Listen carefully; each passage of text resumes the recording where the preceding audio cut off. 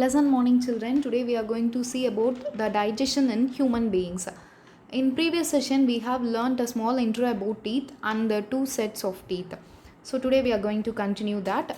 Teeth, you already know that teeth is mechanically breaks the food into the small pieces. So teeth may vary in appearance and functions. So they have the different shape based upon their function. The first teeth, it is incisor. There are four incisor teeth which is chisel shaped. So this is incisor. So you can see the shape, it is like chisel at the center of each jaw. In each jaw we have four incisor teeth. Their role is to biting and cutting the food. Okay, the first teeth, it is incisor, and second it is canine. There are two large pointed teeth. So here you can see the shape which gets varies from incisor. It is very pointed. So this teeth is called as canine. It is present just behind the incisor in each jaw. Their work is to pierce and tear the food. So while eating that flesh, we need the help of this canine teeth. Third teeth, it is premolar. There are four large flat surface behind the canine in each jaw. Here you can able to see this is the premolar. Their work is to grinding and chewing the food. At last it is a molar. Molar in adults you can able to find there are 6 large molar which have a flat surface behind the premolar in each jaw. Their work is also to grind the food. So now you are clear with the teeth. That is, first it is incisor, second it is canine, and third it is premolar, and finally it is molar. Okay. Sweet and tooth decay. Actually, the teeth is covered with white, hard outer covering. It is called as enamel. After the enamel, it is dentine, and this dentine acts as a bone that is similar to bone. It protects the pulp cavity. This pulp cavity, it is fully rich with the blood vessels. If you don't clean your teeth and mouth after eating, the harmful bacteria also behind to live and grow in it. So if you have failed to wash your mouth and teeth after the meal, the harmful bacteria starts to grow in the teeth.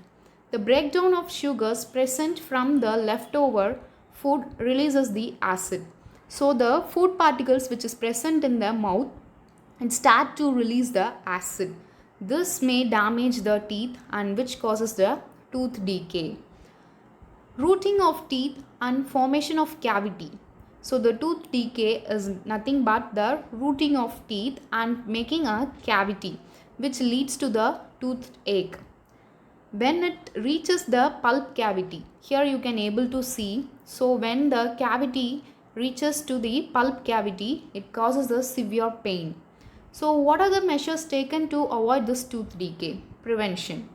Rinse and clean your teeth thoroughly after every meal. So don't forget to clean your mouth, that is teeth, after every meal. Brush your teeth twice a day with toothpaste. So in morning and before going to bed, you have to brush your teeth. Avoid usage of sweets, chocolate, toffees and ice cream. So you have to reduce the usage of these sweet candies. Next is about tongue. Tongue is a muscular organ. It is connected to back floor of the buccal cavity and it is free from front. So the front portion is left free and back side it is connected to the buccal cavity. Mixing of saliva with food, swallowing, talking and tasting. These are the roles of the tongue. And in tongue you can able to observe the taste bud which help us to sense sweet, salt, sour and bitter.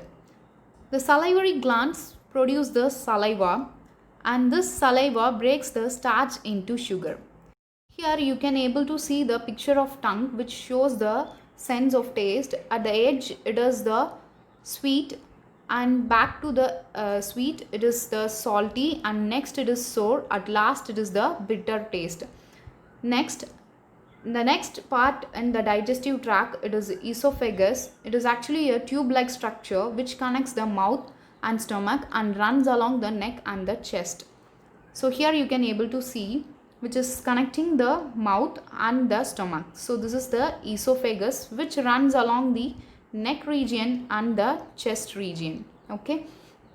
This carries the slightly digested food, and here the food is pushed downward by a wave-like movement of the wall of food pipe which results in the contraction and relaxation. This movement is called peristalsis.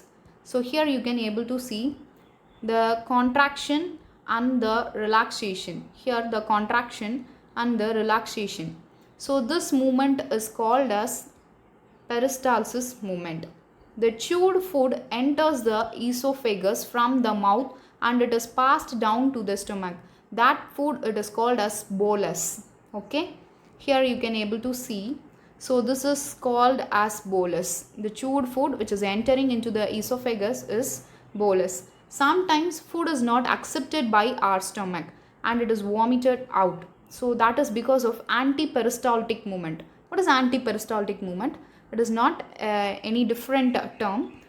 It is the food just passing from stomach to the mouth. That is the antiperistaltic movement. Okay. Next, windpipe and the food pipe runs adjacent to each other in the throat. So here the picture shows you clearly. This is actually the windpipe and here it is a food pipe. It is actually running along. So which is adjacent to each other. When we swallow the food, a flap-like valve closes the passage of windpipe and guides the food into the food pipe, and this is done by the epiglottis. So here you can able to see the picture of epiglottis. So this is the epiglottis. While we are swallowing the food, it closes the windpipe and guides the food into the food pipe. That is what we are instructed not to laugh or talk while eating. If you are doing like that, the windpipe remains open and the food particles enters into the windpipe and we may experience the hiccups and cough. Repeated coughing clears the blockage in the windpipe. So that's all about the esophagus, and next class we will discuss about the other parts in the digestive system. Thank you.